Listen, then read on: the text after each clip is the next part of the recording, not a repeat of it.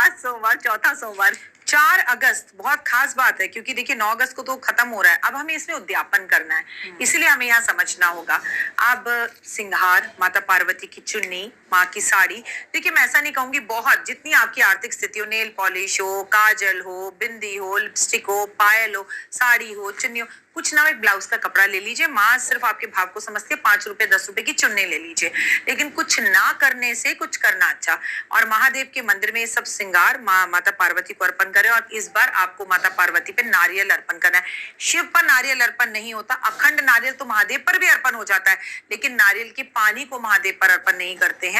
तो इसलिए मैं आपसे कहूंगी कि माता पार्वती के पास श्रृंगार के साथ, सारा सामान श्रृंगार के साथ एक नारियल रखिए और बोलिए, माँ मैं आपको अपना मस्तक तो नहीं दे सकती, लेकिन आज आपसे चौथे सोमवार वाले दिन मैं इतनी ही आपसे इच्छा चाहती हूँ कि मैं अखंड सौभाग्यवती रहूं और मैं पुत्र पौत्र वाली रहूं, मेरे बच्चे भी तरक्की करें, और मैं अपना सर काटकर आपके चरणों में रख रही हूँ नारियल के रूप में। बस इतना ही कर लीजिए। खीर का भंडारा करिए, मिठाई का भोग लगाइए, कलाकंद का भोग लगाइए, कुछ ना हो 5 तरह के फल का भोग लगाइए, पंचमेवा अर्पण करिए, और इस दिन फिर अपने पति के शाम के टाइम पर पैर छुइए, मांग भरवाइए और एक दूसरे को मीठा पान खिलाएं। आप यकीन मानिए, इस तरह से व्रत का उद्यापन अगर आप करेंगी और आपके हस्बैंड भी इस दिन आपको चांदी की पायल जरूर गिफ्ट और तोहफे के रूप में दे, तो ओए फिर तो जीवन में कोई चीज ही नहीं जो ना आपको मिले। अब लड़कों की बात करते हैं। लड़के अगर व्रत का उद्यापन करें, सिर्फ एक चीज से, चांदी का एक बेलपत्र लेना और महादेव पे अर्पण कर देना। चांदी ही चांदी कर दो, प्रभु मेरे बिजनेस की, मेरी नौकरी की, मेरे व्यापार की, मेरे रिश्तों की, मेरी पत्नी की, मेरी गर्लफ्रेंड की, मेरे जीवन में हर जगह से बस वैभव, शुभ और लाभ आए। मैंने आपके व्रत रखे हैं। कर्महीन मतलब मुझे नहीं आता क्या कर्म करने चाहिए, क्रियाहीन मैं बहुत क्रिया नहीं कर पाया, मंत्रहीन मैं बहुत मंत्र नहीं पढ़ पाया, मैं बहुत कुछ आपके लिए नहीं कर पाया, अज्ञानी बालक हूँ, भोले तेरा ही जाया हूँ। मेरे से जो गलतियां हुई उसे क्षमा करना और इस बेल पत्र के जरिए मेरी गलतियों को माफ करके मेरे इस व्रत को संपूर्ण करना। बस हो गया उद्यापन। क्या इस दिन हमारे पिछले कर्मों का भी कुछ कटौती हो सकती है, क्योंकि आप कर्मों की बात बहुत करती हैं, तो क्या कुछ ऐसा है कि चौथे सोमवार में? देखो मैं एक बात बताऊं, जिंदगी में कभी मंदिर मत जाओ, भगवान की पूजा मत करो। कर्मों की कटौती सिर्फ एक से होती है, जिस दिन तुम्हारे माता पिता तुम्हारे सर पर हाथ रखकर आशीर्वाद दे दे, खुश रहे, उनके हृदय से प्यार निकल जाए, उनके हृदय में से मुस्कान निकल जाए, दिल से आशीर्वाद निकल जाए, महादेव तुम्हारी पूजा करने तुम्हारे घर आएंगे। लेकिन आप मंदिर में तो दूध दही शहद चीनी के भंडारे कर रहे हो, पूरे के पूरे कावड़ लगा रहे हो, कावड़ियों की मदद कर रहे हो, और पिताजी के पास बैठकर ये 2 मिनट पूछने के लिए नहीं है। पिताजी बार बार कमरे में आते हैं कि ये मुझे बचपन की तरह गले लगाए, ये मुझे प्यार करिए, पूछे पापा जी आज आपके साथ थोड़ी देर मैं लूडो खेल लेता हूँ। वो टाइम हमारे पास क्या है? पापा मुझे मत समझाओ, आपको ज्यादा पता है, खुद कर लो, ये करने की जरूरत नहीं, आप बूढ़े हो गए हो। मत कहो ऐसी बातें, बहुत तकलीफ देती हैं तमन्ना। जस्ट 2 प्यार के बोल आप अपने पापा से बोल लीजिए। मत चढ़ाइए महादेव पर, एक लोटा भी मत चढ़ाइए जल का, उनके चेहरे पर मुस्कान है, भगवान आपके घर पर है।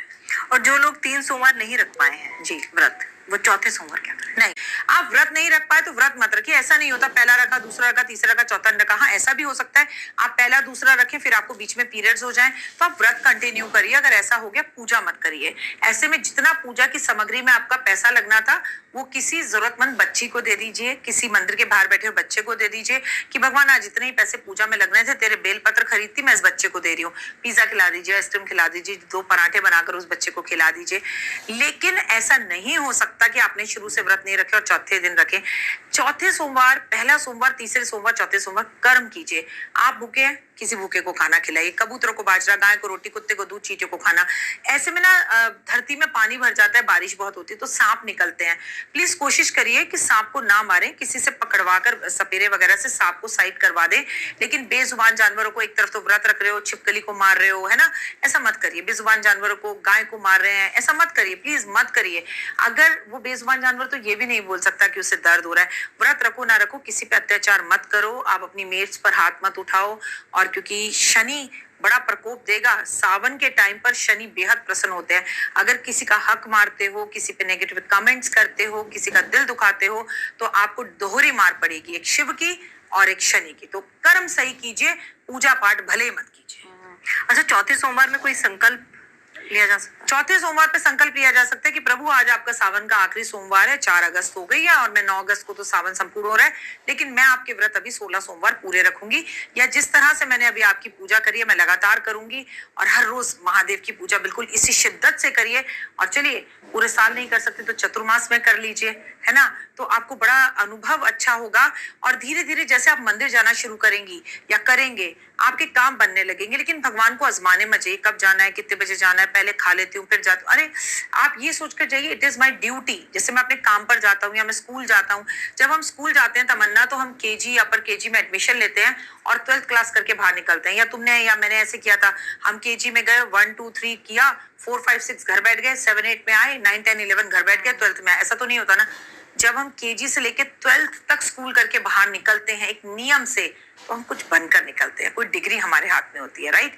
तो अगर आप भी मंदिर रेगुलर जाते हो और इसे अपनी ड्यूटी समझते हो, तो आपको पता है भगवान भी इंतजार करता है। हे भगवान अभी तक आई नहीं, रोज तो आ जाती है, भूखा बैठा हूँ, रियली में इंतजार करते हैं। आपको कोई ना कोई ऐसा प्रभु संकेत देंगे कि तू आई क्यों नहीं। पंडित जी बोल देंगे 3 दिन हो गए आप आ नहीं रही, उस पंडित जी मत समझिए, भगवान पूछ रहे भाई आ क्यों नहीं रही, तू ठीक तो है। भगवान भी अपने भक्तों का इंतजार करते हैं। कौन कहता है भगवान आते नहीं, तुम मीरा के जैसे बुलाते नहीं।